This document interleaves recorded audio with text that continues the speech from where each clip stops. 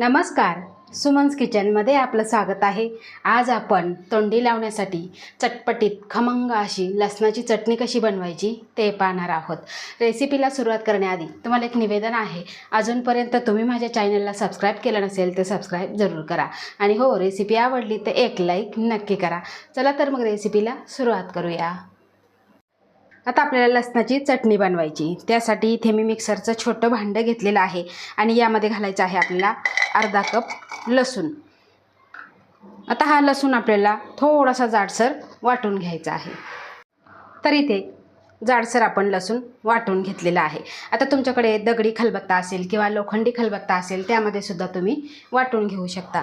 आता यामध्येच घालायचं आहे आपल्याला 4 चमचे कमी तिखटवाली मिरची पावडर, त्यानंतर घालायचं आहे 1 चमचा धना पावडर आणि चवीपुरतं मीठ आणि अगदी थोडंसं पाणी घालायचं आहे।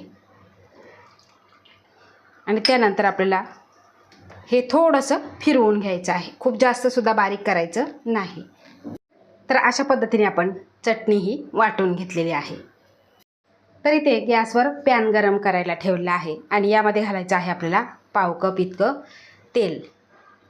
तेल थोडंसं जास्त घालायचं म्हणजे ही चटणी आपली जास्त दिवस टिकते।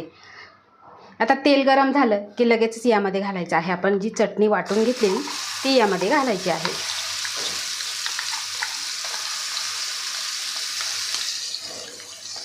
करायला खूप सोपी आहे आणि खायला एकदम टेस्टी आहे।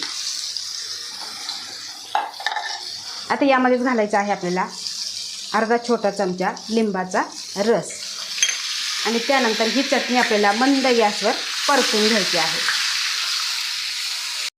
लसणाची चटणी आपण तेलामध्ये छान अशी परतून घेतलेली आहे। असं परतल्यामुळे काय होतं, लसणाचा कच्चेपणाही निघून जातो आणि चवीलाही छान लागते आणि महिनाभर ही चटणी अजिबात खराब होत नाही। फ्रीजमध्ये ठेवा किंवा फ्रीजच्या बाहेर ठेवा। ही चटणी तुम्ही बाजरीच्या भाकरीबरोबर, ज्वारीच्या भाकरीबरोबर खाऊ शकता किंवा ह्या चटणीपासून तुम्ही शिळ्या भाकरीचा भुगासुद्धा करू शकता, चवीला अप्रतिम लागतो। आता तुमच्या घरात लोणचं नसेल, लोणचं बनवायला वेळ नसेल तर अशी चटणी बनवून ठेवायची आणि रोज खायची, अप्रतिम लागते। तर बघा, तेल सुटेपर्यंत आपण ही परतून घेऊ म्हणजे याचा कच्चेपणा पूर्णपणे कमी होईल। तर इथे 2 ते 3 मिनिटे आपण परतून घेतलेली आहे। तेलसुद्धा छान सुटलेलं आहे आणि यामध्ये घालायची आहे अगदी थोडीशी कोथिंबीर, त्यामुळे चव छान लागते। आता हे सुद्धा आपण परतून घेऊ। तर इथे बघा, आपली ही चटणी खाण्यासाठी तयार झालेली आहे आणि वास तर अतिशय सुंदर असा सुटलेला आहे। तर एकदम कमी साहित्यामध्ये सोप्यात सोपी तोंडी लावण्यासाठी चटपटीत अशी ही लसणाची चटणी तुम्ही एकदा जरूर करून बघा आणि तुम्हाला माझी ही चटणीची रेसिपी कशी वाटली ते कमेंट करून नक्की सांगा। आवडल्यास लाईक करा, शेअर करा, सबस्क्राईब करा आणि बाजूचं बेल आयकॉन बटन प्रेस करा। धन्यवाद।